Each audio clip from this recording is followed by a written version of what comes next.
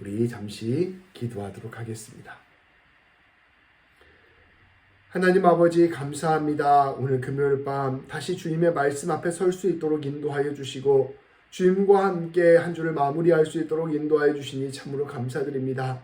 하나님께서 이 시간 우리들의 마음과 생각을 붙들어 주셔서 주님을 향할 수 있도록 도와주시고 우리의 모든 삶이 주님 앞에서 온전히 세워지는 귀한 시간 되게 하여 주옵소서.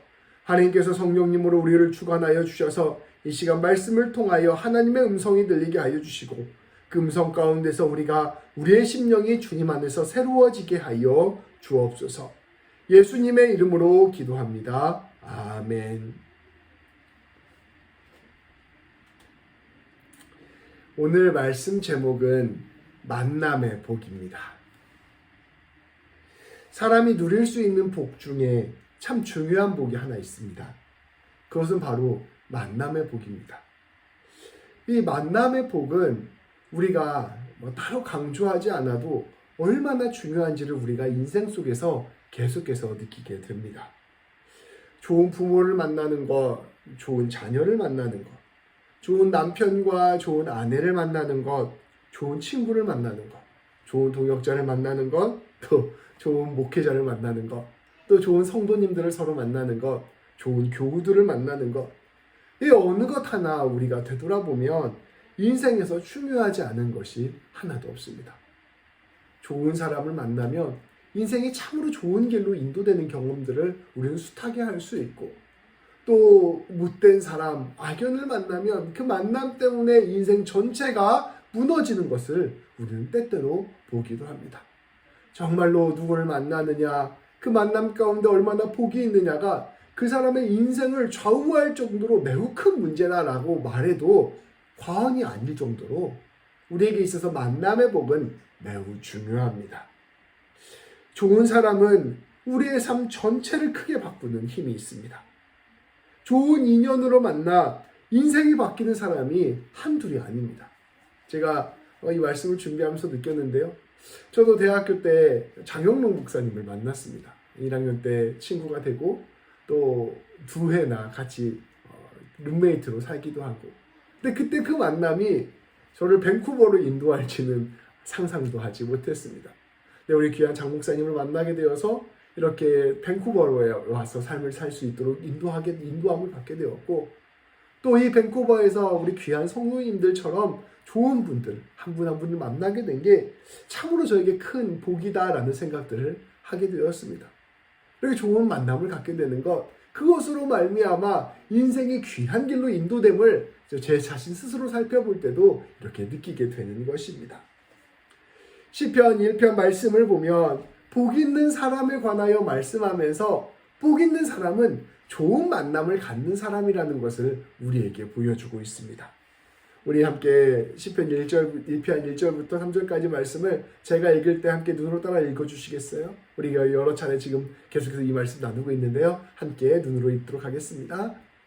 복 있는 사람은 악인들의 꾀를 따르지 아니하며 죄인들의 길에 서지 아니하며 오만한 자들의 자리에 앉지 아니하고 오직 여호와의 율법을 즐거워하여 그의 율법을 주야로 묵상하는도다.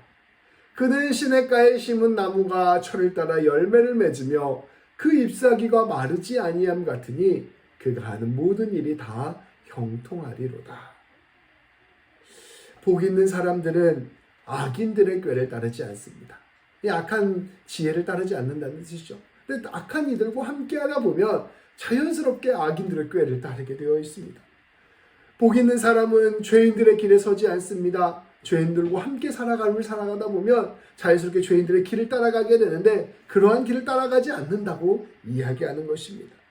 오만한 자들의 자리에 앉지 않습니다. 교만하게 오만한 자들과 함께 어울리면서 교만한 자리에 앉지 않고 그 중심을 굳게 한다는 것이지요.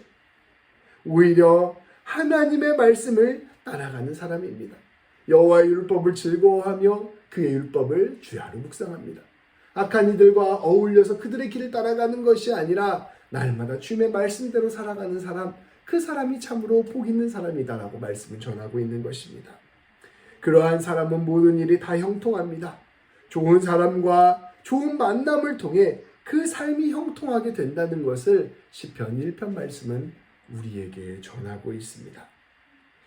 이렇게 좋은 만남을 갖는 것이 무엇보다 중요한데, 그렇다면 우리는 어떻게 이러한 좋은 만남들을 가질 수 있게 될까요?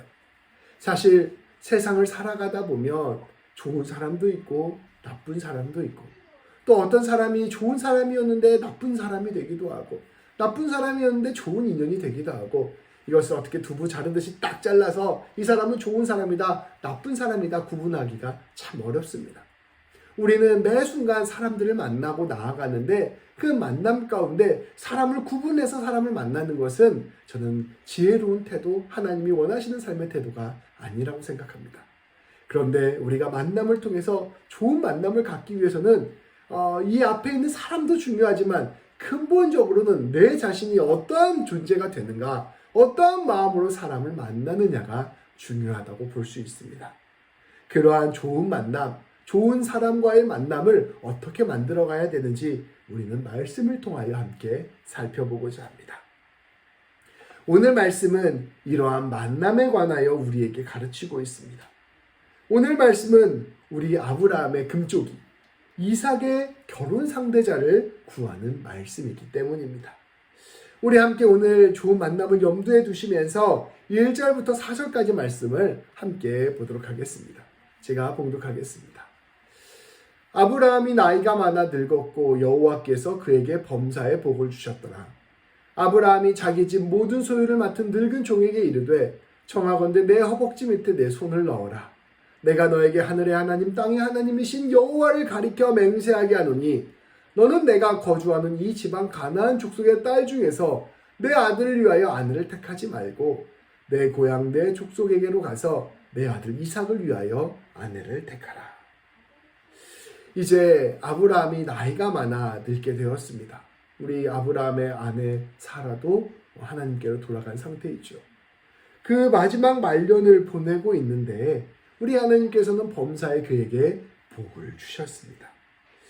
이러한 아브라함에게 한 가지 고민이 있었습니다. 그것은 아브라함의 아들 이삭이 아직 결혼을 하지 못한 것입니다. 아브라함은 이 이삭에게 아내를 구해주고자 결심하였습니다. 아브라함은 자신이 가장 신뢰하는 늙은 종을 불러서 이 이삭의 아내를 구해올 것을 부탁하였습니다. 그런데 오늘 말씀에 보면 아브라함이 이 아내를 구해오는데 중요한 조건 하나를 이야기합니다. 이 종으로 하여금 맹세를 하게 하면서 이 아이의 아내를 가나안 땅이 아니라 자신의 고향에서 구해오라 부탁한 것입니다.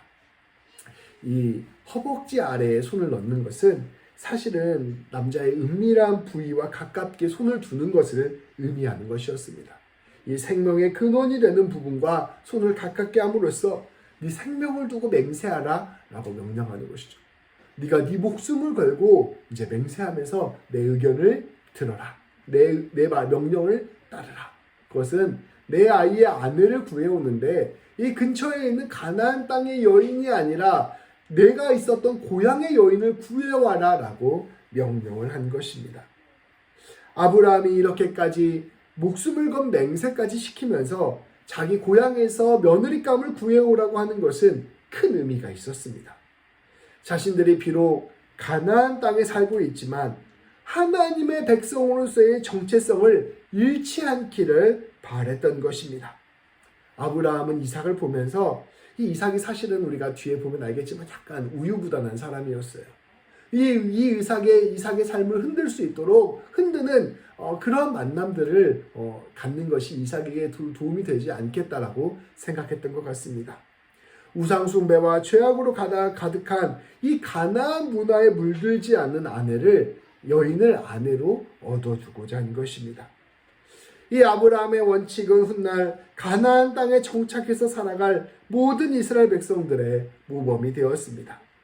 가나안 땅에 함께 살아가되 가나안 문화에 휩쓸리지 않는 것, 바로 하나님의 말씀을 중심으로 삼고 하나님의 백성으로서의 정체성을 잃지 않는 것, 그것이 바로 아브라함이 맹세까지 하면서 지키고자 했던 것이었던 것입니다. 아브라함은 또 한 가지 조건을 내세웠습니다. 5절부터 8절까지의 말씀을 보면 그 조건이 잘 나타나 있습니다. 우리 함께 5절부터 8절까지 말씀도 함께 눈으로 읽어주시기 바랍니다. 종이 이르되 여자가 나를 따라 이 땅으로 오려고 하지 아니하거든 내가 주인의 아들을 주인이 나오신 땅으로 인도하여 돌아가리이까.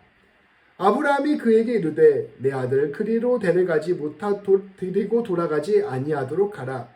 하늘의 하나님 여호와께서 나를 내 아버지의 집과 내 고향 땅에서 떠나게 하시고 내게 말씀하시며 내게 맹세하여 이르시기를 이 땅을 내 씨에게 주리라 하셨으니 그가 그 사절을 너보다 앞서 보내실지라. 내가 거기서 내 아들을 위하여 아내를 택할지니라. 만일 여자가 너를 따라오려고 하지 아니하면 나의 이 맹세가 너와 상관이 없나니 오직 내 아들을 데리고 그리로 가지 말지니라. 아멘. 아브라함은 며느리를 구하는 데 있어서 두 번째 조건을 이야기합니다. 첫 번째 조건은 이 여인을 자기 고향 땅에서 구해오라 명령하신 것이었습니다. 그런데 그러한 경우 문제가 발생할 수 있습니다. 참 좋은 여인을 구했는데 이 여인이 저는 자기 고향을 떠나고 싶지 않습니다. 저의 남편 될 사람이 저의 고향에 와서 살았으면 좋겠습니다. 라고 생각할 수 있는 경우가 발생할 수 있기 때문입니다. 이 가나안 땅보다는 아무래도 아브라함이 있었던 땅이 더 번영하고 있는 땅이었을 수 있습니다. 그리고 그곳이 고향이기 때문에 이 여인 입장에서는 내가 굳이 가나안 땅으로 가고 싶지 않을 수 있는 것이지요. 이 늙은 종은 그러한 상황을 염두에 두고 아브라함에게 물어보는 것입니다. 제가 나으리의 고향에 가서 좋은 여인을 구했습니다. 근데 그 여인이 이곳으로 오려고 하지 않으면 그때 어떻게 해야 됩니까? 제가 이삭 도련님을 그 여인이 있는 동네로 데리고 가도 되겠습니까? 라고 여쭈어 보는 것이죠. 그때 아브라함이 두 번째 조건을 이야기합니다. 그 여인은 반드시 우리가 있는 곳으로 와서 함께 살아야 합니다. 왜냐하면 하나님께서 우리에게 약속을 해주셨기 때문입니다. 내가 네 자손을 이 땅에서 번성하게 할 것이다 라고 약속을 해주셨습니다. 하나님의 이 약속을 염두에 둔다면 내 자손은 이 가나안 땅에서 살아야만 합니다. 만일 그 여인이 이곳으로 오려고 하지 않는다면 그 여인을 아내로 맞이하려고 하지 마십시오. 그 여인 말고 다른 여인을 구해야 됩니다 라고 이 아브라함은 두 번째 조건을 이야기하는 것입니다. 이삭은 이 땅을 떠나서는 안 됩니다. 그녀가 오지 않으려고 하면 그저 그녀를 포기하십시오 라고 이야기하는 것이죠. 바로 이렇게 우리가 기준을 정하고 나아갈 때 우리 하나님께서는 그 하나님의 약속에 따라 반드시 이삭에게 좋은 아내를 선택하여 주실 것입니다. 이곳으로 오겠다고 하는 그 여인이 바로 주님이 선택하신, 우리 하나님이 선택하신 이삭의 아내가 될 것입니다. 아브라함은 이렇게 두 번째 조건으로 가나안 땅으로 오겠다고 결단하는 여인이 며느리가 되어야 한다고 생각하였습니다.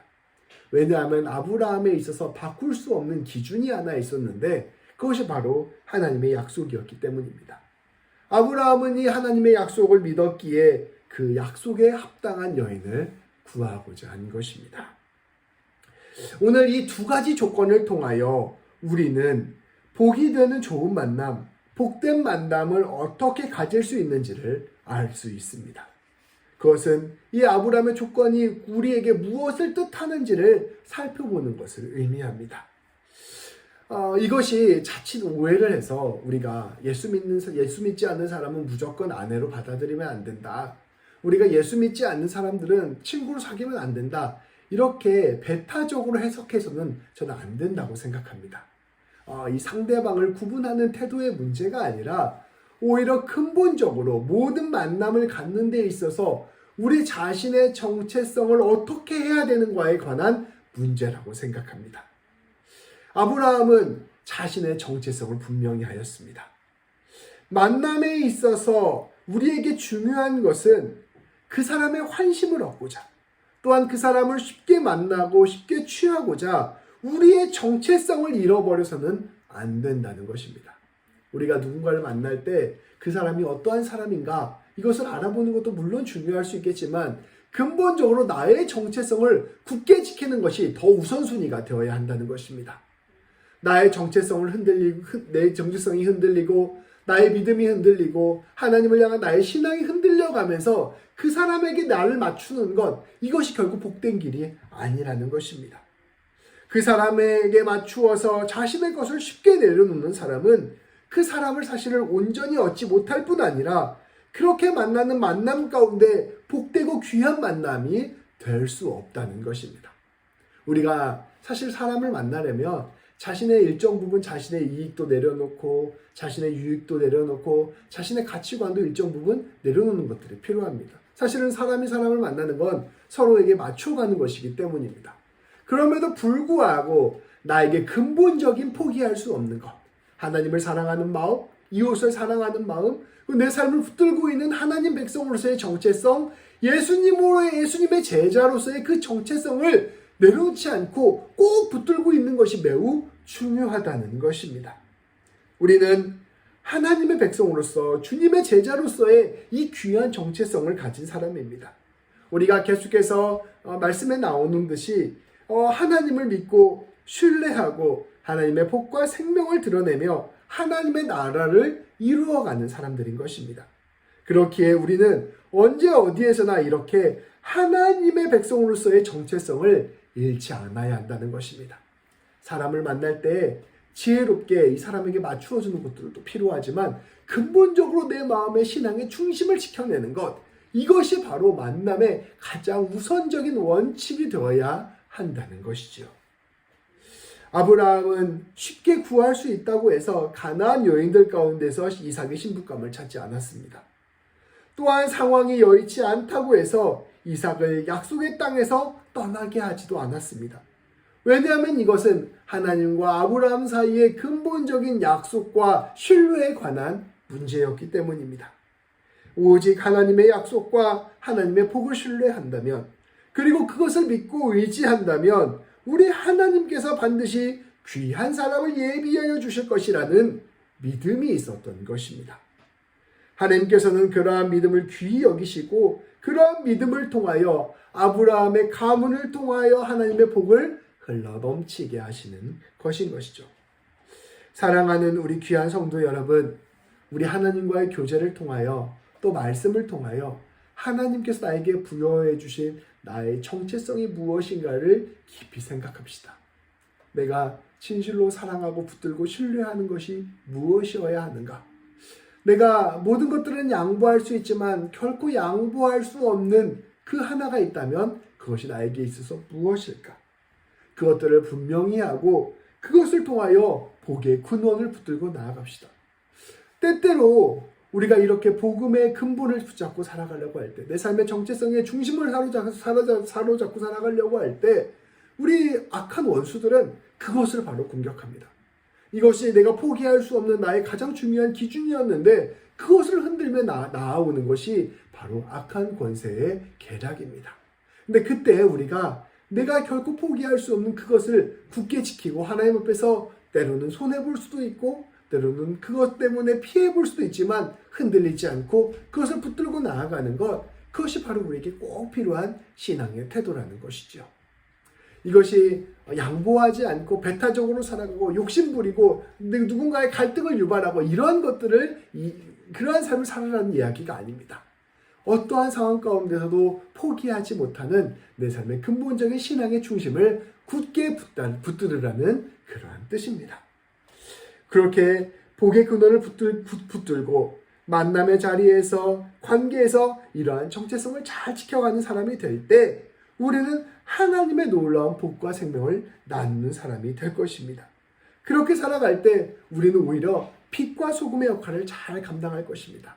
어둠 가운데 빛을 드러내는 사람, 썩어가는 것들 가운데 생명을 살리는 소금과 같은 사람이 될 것입니다. 이렇게 하나님 꼭 붙들고 하나님 의지하면서 내 삶의 신앙의 기준들을 굳게 붙들고 그렇게 만남을 가져감으로 말미암아 내가 만나는 이들에게 오히려 복을 나누어 주는 귀한 사람 되기를 주님의 이름으로 축복합니다. 기도하시겠습니다. 하나님 아버지 감사합니다. 오늘 말씀을 통하여 우리 귀한 성도님들 모든 만남과 관계 가운데 무엇을 기준으로 살아가야 되는지를 깨닫게 해주시니 감사합니다. 아브라함은 쉬운 길, 편한 길을 선택하지 않았습니다. 다른 사람에게 자신의 모든 신앙의 기준들까지 내어주는 그러한 어리석음도 범하지 않았습니다. 아브라함은 자기 인생에 있어서 가장 중요한 것, 곧 하나님의 약속을 굳게 붙드는 삶을 살았고, 사람들을 만나는 관계에 있어서도 그 하나님의 약속과 복을 자기의 삶의 기준으로 놓고 선택하는 귀한 지혜의 선택을 하였습니다. 하나님께서 이렇게 아브라함은 이렇게 하나님을 기준으로 선택하는 삶을 살아감으로 말미암을 때 하나님께서 귀한 예비하심과 이끄심을 허락하여 주실 것을 굳게 신뢰하며 살았습니다. 하나님 아버지, 우리도 이러한 아브라함과 같은 사람 되게 하여 주옵소서. 우리의 신앙의 중심을 잃지 않는 사람 되게 하시고, 복의 근원 되신 하나님의 약속을 붙드는 사람 되게 하여 주시고, 가는 곳곳마다 하나님의 기준에 합당한 삶을 살아가며 때때로 그것을 위하여 손해볼 줄도 알고 그것을 위하여 나누어 줄 줄도 아는 귀한 삶을 사는 우리 모두가 되게 하여 주옵소서. 그리하여 우리가 진실로 하나님의 복의 근원과 같은 삶 살아가게 하시고, 우리를 통하여 세상 곳곳이 주님 영광 바라보게 되는 귀한 역사를 이루어 주옵소서. 예수님의 이름으로 기도합니다. 아멘.